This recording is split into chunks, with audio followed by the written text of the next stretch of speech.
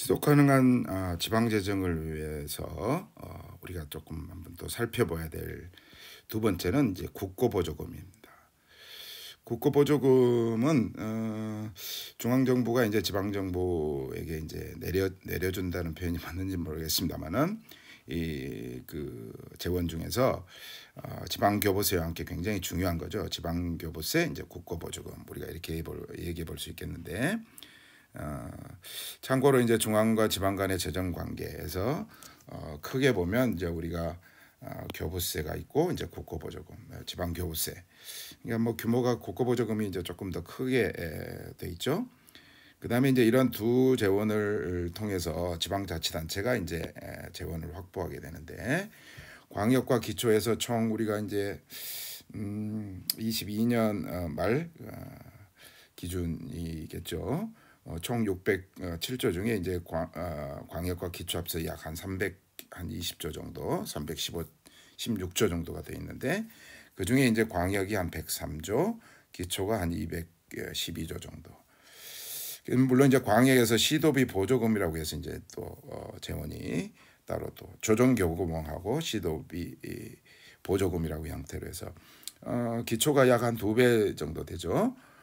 그래서 이런 이제 중앙과 지방 간의 재정 관계, 또 지방 정부가 할 수 있는 어떤 재원이 크게 보면 이제 교부세나 국고보조금이다, 이렇게 이제 얘기할 수 있겠고, 이제 교육과 관련해서는 따로 이제 지방교육청한테 이제 그 재원이 내려가는 약 한 83조 정도의 지방 교육경비 보조금하고 이제 전출금, 그래서 교육재정 교부금이 이제 국고보조금에서 이제 또 내려오기도 하고, 이렇게 이제 내려오는 이런 이제 구조를 가지고 있다라고 우리 이제 이해를 한번 하고요. 그래서 이제 국고보조금 같은 경우에 이제 중요한 재원이라고 했는데, 중앙 정부와 지방자치단체 재정 관계는 이게 우리 기형적인 재정 구조를 가지고 있다. 그래서 중앙과 지방의 세입 구조는 약 한 80대 20 정도 되는 거에 비하면 세출은 오히려 이제 40대 60이다 이 말이죠. 그래서 지방자치단체가 태생적으로 적자 재정 구조를 가지고 있다는 것이 이제 우리나라 중앙과 지방 간의 어떤 재정 관계의 가장 큰 특징이라고 보겠죠. 23년도 기준은 이제 이 비율이 약간 이제 72대 27.4로 세입 구조가 조금 이제 바뀌기는 했는데, 아무튼 이런 그 적자 재정 구조를 가지고 있다. 그래서 이 우리나라 이런 지방재정 체계의 핵심적인 문제는 뭐냐?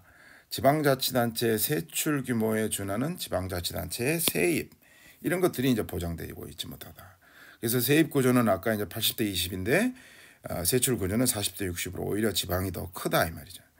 그런데 그렇게 더 큰 규모의 상대적으로 더 큰 규모의 지출을 하기 위해서 지방자치단체가 세입을 확보할 수 있어야 되는데 이제 그렇지 못하다는 점. 특히 이제 24년 같은 경우에는 이런 상황에서 중앙 정부가 성장 동력이 약화되고 경제 성장이 율이 떨어지면서 교부금 같은 거, 지방 교부세 같은 거를 안 준다고 했을 때는 당연히 중앙 정부로부터 오는 이전 재원 같은 게, 특히 이제 24년도 같은 경우에 이게 이제 올해 굉장히 심각할 것으로 예상이 되는데, 이런 문제들이 이제 존재하게 되는 것이죠. 이거는 이제 어떤 적자 재정, 그러니까 지방 재정의 구조보다도 전체적으로 이제 경제 성장 또는 성장 시스템에 관한 문제일 수가 있겠죠. 그래서 이런 재원들이 이제 앞으로 더 감소되면 지속 가능한 지방 재정이라고 하는 것은 엄두도 못 낼 상황이 되겠죠.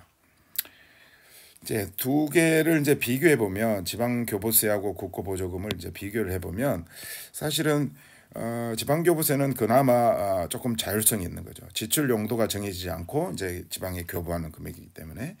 그런 거에 비하면 국고보조금이라고 하는 거는 사업별로 보조율이 이제 딱 정해져 있고, 거기에 따라서 의무적으로 대응 지방비를 이제 부담해야 된다.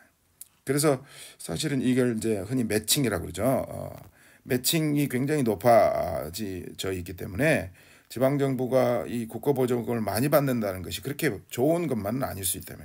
왜냐하면 그만큼 지방 정부가 매칭해야 되는 의무도 동시에 들기 때문에.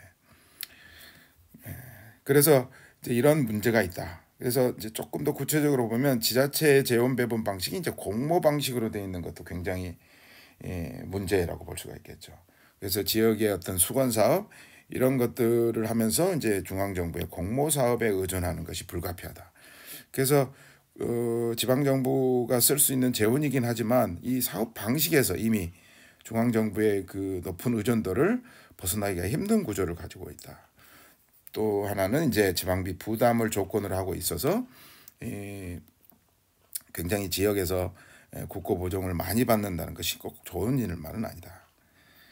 그다음에 또 한 가지는 이제 기초연금 같이 중앙 정부가 일방적으로 결정한 정책이 있고 지방 정부가 그런 돈들을 이제 지출해야 되기 때문에 굉장히 이 지방 정부가 그거는 사실상 자율성을 가지고 하는 건 아니잖아요. 중앙 정부의 정책에 의해서 지방 정부가 지출해야 되는 비용이 그다음에 지역에 전달하는 과정에서 생기는 이런 여러 가지 비용 이런 것들로 함께 부담을 해야 되는 의무를 지고 있다.